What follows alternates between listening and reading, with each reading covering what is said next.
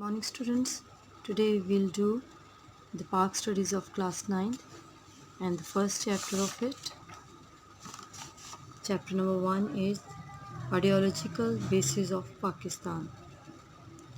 Pakistan ki nazariyati hasas means what kind of idea the Pakistan or political leader had to form or create Pakistan.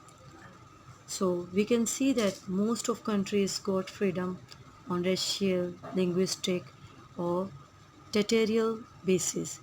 But Pakistan is the only country which came into being on the basis of a strong ideology.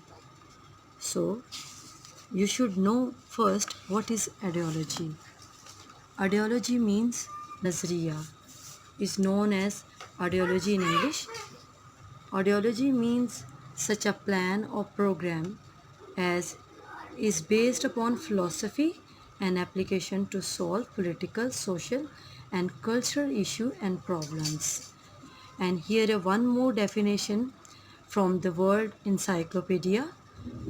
Ideology is a set of political and cultural principles on which a nation or civilization is based. Means we means if we have started uh, any kind of work, we have to plan or means program the things, so in that way accordingly we can think over or we can do the work. Okay, so for that purpose, in the other words of George Brace, has told that any plan or program of common life based upon thinking and philosophy is called ideology. So here you can see that the sources of ideology, five sources are here. Means how the ideology is formed: common religion, common race, common language and residency, common political purposes, and last one is common customs. So, what is the importance or significance of ideology? You can see that the existence of the nation is reflected through their ideas. Means ideas are axes around which life revolves. It is the second name of motivation force. And ideas provide discipline to various aspects of human life. Ideas determine the national duties and rights. Means so many views are here regarding the significance of ideology. So you can select any five of it. Now, here is the meaning of the ideology of Pakistan. Why the Pakistan has come into being? Means uh, there are two nations in the subcontinent, Muslim and Hindu.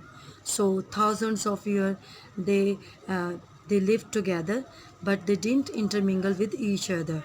So uh, the idea had raised, means the ideology of Pakistan means the ideology of Islam. So that is why the Pakistan politicians had the ideas, Muslim had different thinking, different ideology, different way of prayer, different means the customs of custom and tradition regarding their marriage and living the life. So that is why they uh, they thought that we need separate homeland. Okay, so here is the definition of the ideology of the Pakistan. So you can read it out.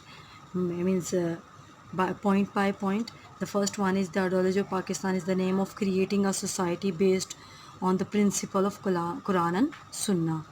The ideology of Pakistan is the name of practicing the principles of Islam.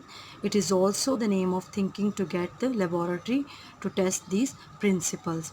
So that is why the the need had arisen that we need Pakistan to perform our duty and to do the things and live our life according to Quran and Sunnah. Okay, so here is the basis of ideology of Pakistan. So why the ideology is very important for the Pakistan and also the Muslim. Here is it is written, the Muslim of the subcontinent got a separate homeland so that they might give practical shape to the final and absolute authority of Allah Almighty.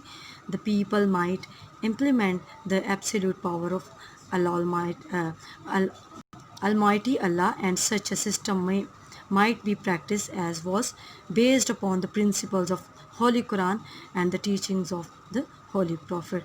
That is why they demanded for the separate homeland, because they want to live their life according to the principle of Quran, Holy Quran, and teaching of the Holy Prophet.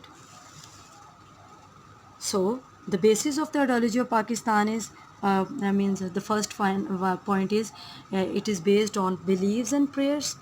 Belief means to believe in oneness of Allah, faith in prophethood, and there is 5 pillars. First one is faith in prophethood, and that second pillar is of Islam is namaz. The third pillar of Islam is to keep fast. The fourth pillar of Islam is zakat, and the last one means Hajj is the fifth pillar of Islam. The second one is justice and equality. For the basis of the ideology of Pakistan, justice and equality is very important for the establishing of a just society. The Muslim put emphasis on justice. It is determined in Islamic belief that all human beings are to be given equal status without any discrimination of caste, color, creed, language, and culture. It is the third point, promotion of democracy. Democracy means the consultation and deliberation are the basis of Islamic state and society, and democracy is promoted in an Islamic state and the rights of the people are protected. So every citizen enjoys equal status. People lead their lives observing and respecting the law of the land. Okay, and the fourth one is fraternity and brotherhood. These two qualities are very important to form a good society and country. So for that purpose, fraternity and brotherhood has special significance in an Islamic society. When Islamic government was formed in Medina, the example of the fraternity and a brotherhood said there was four worth saying. Today, the Islamic society needs the same fraternity and brotherhood.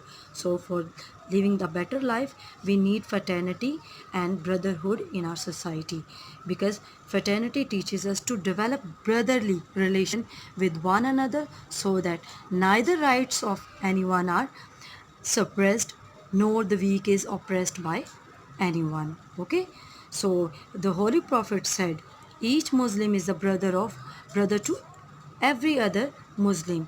He should not commit breach of trust. He taught to refrain from maliciousness, malignance, and enviousness. So therefore the Muslims should live united. They should help each other. This is the quality of the Muslim society and country. The last one is rights and duties of citizen. So it is very important to live a healthy life and make a healthy society and country. We should keep an eye the rights and duties of citizen, whatever their religion is. So we have to provide the equal rights to every religion. So sense to provide security to the minorities was also included in the background of the demand of Pakistan. So that is why Quaid-e-Azam said very clearly that the rights of the minority will be fully protected in Pakistan. Islam does not allow that life, property, dignity and religious tradition of the minority in Pakistan go unprotected. So that is why we as a Pakistani, we should keep an eye the rights and duties of citizen. So afterwards we'll learn about the economic deprivation of the Muslim in India, two nation theory, and the view and the pronouncement of Allama Iqbal and Quaid-e-Azam regarding the ideology of Pakistan. Okay, thank you.